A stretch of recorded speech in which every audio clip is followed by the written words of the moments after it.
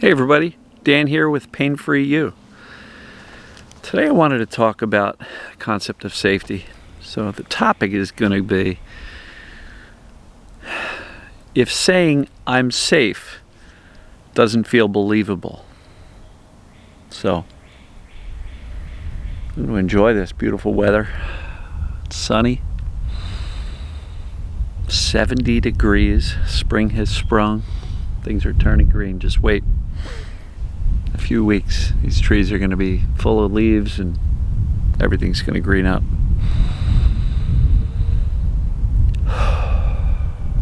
Love it.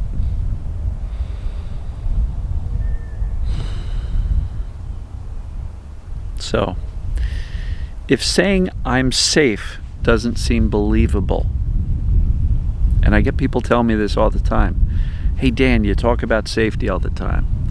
So I tell myself I'm safe all the time, but I just don't believe it, right? Sound familiar? Raise your hand, comment below. So what do you do if that's the case?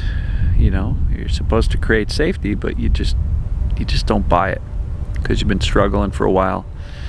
Either you've got chronic pain, chronic illness, something going on. Sometimes we don't feel safe with our emotions. Sometimes we don't feel safe even in our thinking. Our anxious, fearful, worrisome thoughts.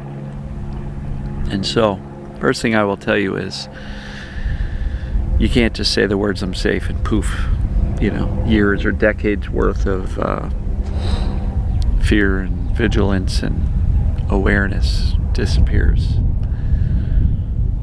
But I will tell you this, use more words, use better words. When I joke around sometimes in my coaching calls, I said, just imagine, the person who's walking around, I'm safe, I'm safe, I'm safe, I'm safe, I'm safe. If you were observing that, what would your impression be? First of all, the body language, I'm safe, I'm safe, I'm safe, doesn't work. And saying the same words repetitively over and over and over again, you would not observe that person to be feeling safe. So, what would be safe? What would look more safe? How about a person who's kind of relaxed? They're not all tense and tight like this. And they're not repeating a mantra over and over again. Just two words. So what do I mean by use more words? Well, that's where we go back to foundational knowledge. Understanding what TMS, this perceived danger pain, is. Remind yourself that, even though I hurt, I have no physical structural damage. Even if I have an MRI or an X-ray that says I've got some structural abnormality, I know because I've read Dr. Sarno's books that those abnormalities are normal abnormalities and not the cause of the symptoms or the pains. I know that I'm on the right track and that by teaching my brain that in fact my body's already okay. I know that my brain will eventually get the message and these pains will subside and go away. You hear how those more words sound a lot more convincing than I'm safe, I'm safe, I'm safe, right? Use more words. Remind yourself, I've watched the success stories. I've seen people go from in horrible condition with lots of symptoms, lots of pains, to getting their lives back. I can do that too. I'm on the same path. And yes, it's frustrating that it hasn't happened yet, but I know I'm moving in the right direction.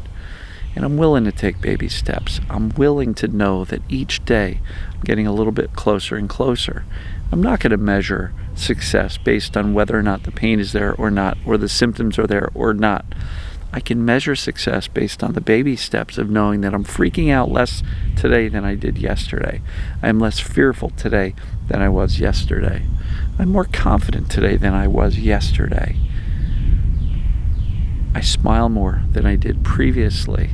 It still may not be a lot, but I can find the opportunity to smile. When I notice symptoms and I get scared, I'm scared for a shorter duration today than I was yesterday.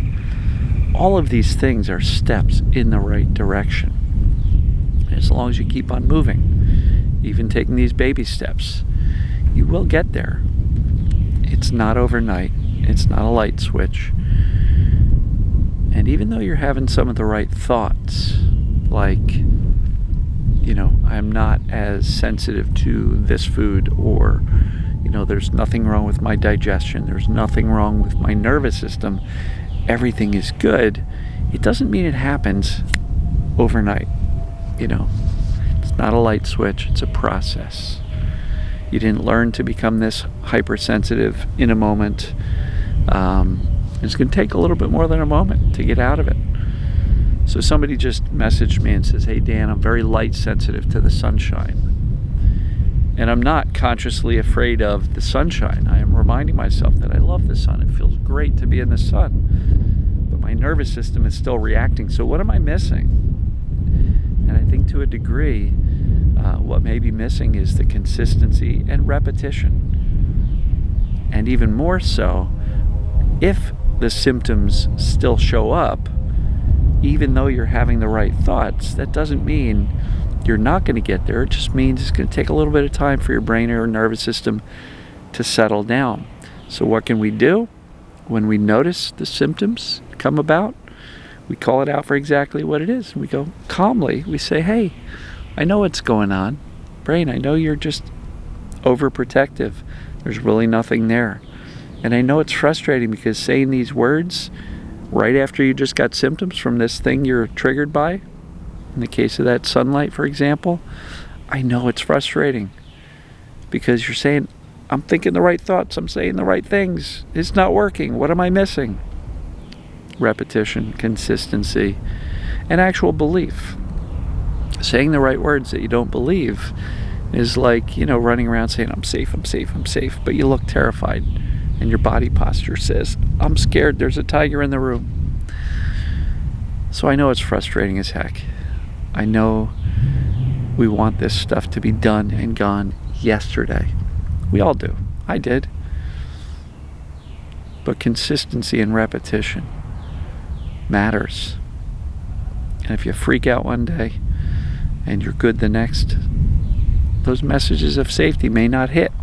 They may not sink in, because you just freaked out yesterday. So that's why I say, as much as possible, freak out less and less each day until you get to the point where you can respond calmly and reassuringly to any type of symptoms.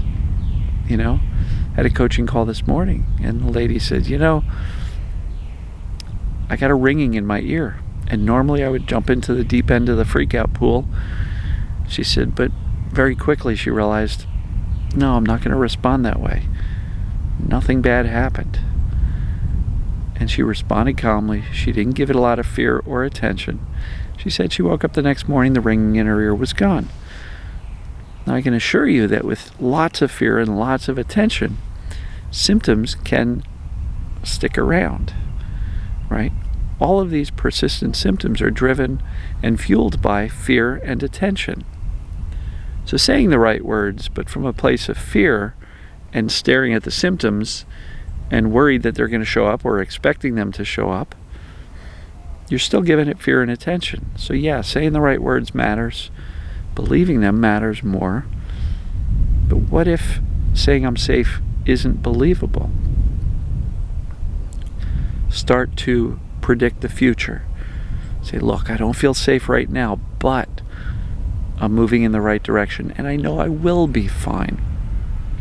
See how that feels different than I don't believe I'm safe, I'm not safe, to I know I'm on the right path, and I know I will be fine. I am moving in the right direction.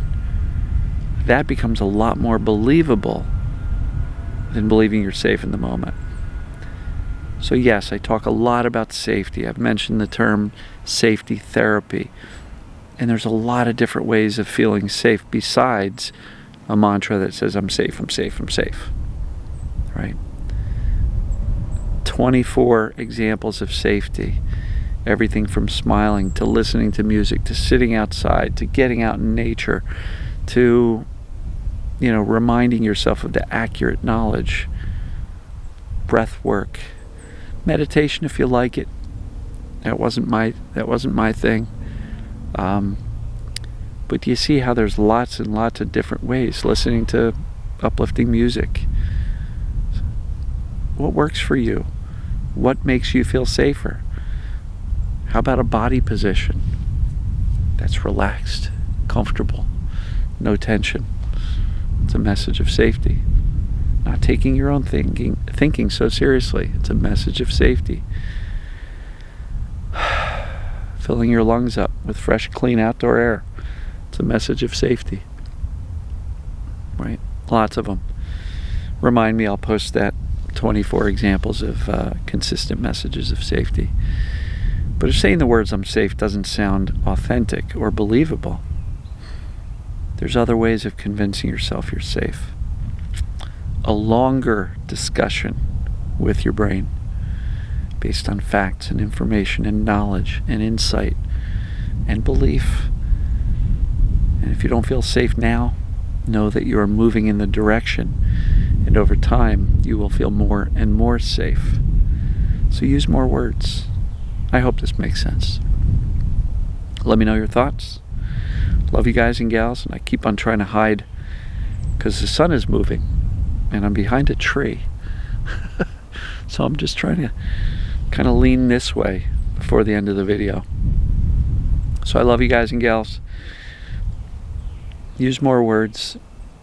Put it into the future tense that, yeah, I'm still scared now, but I know I'm safe and I will be okay.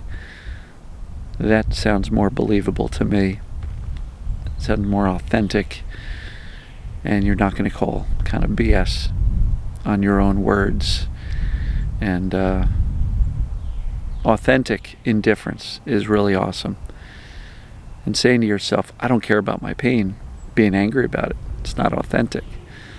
But knowing that you're going to be okay and you're moving in the right direction. So therefore I am choosing not to give it a whole heck of a lot of attention and fear today. That seems more authentic. So I'm going to wrap it up. We'll see you guys and gals tomorrow. Take care.